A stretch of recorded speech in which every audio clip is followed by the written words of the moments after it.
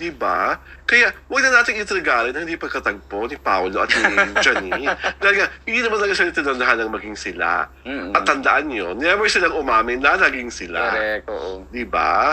For all we know, dahil nga mahusay na manager si Ginoong Leo Dominguez, pakala niya rin talaga yun na din lang yung tayong lahat na naging sila.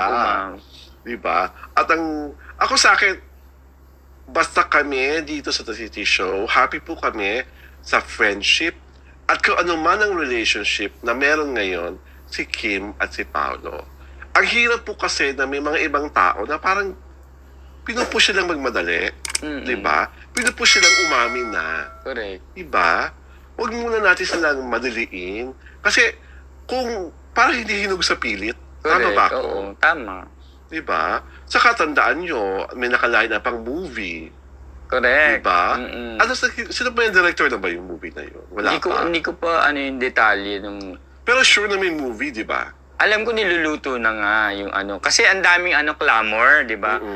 Siyempre from Kim Pao fans at saka sa ibang tao. Kita rin naman nila kung gaano kalakas ang Kim Pao ngayon. So after successful series, siyempre naman isang malaking isang bonggang pelikula ang oo. Sana Valentine Play Day. Comes in 3D. Sana Valentine Play Day. Ay, pwede. Di ba? Kasi diyak bago mag-Valentine, tapos to yung What's Wrong, di ba? Ang saya nun. Tama, maganda yun. Valentine Play Day for a Kim and Paolo movie. Ay!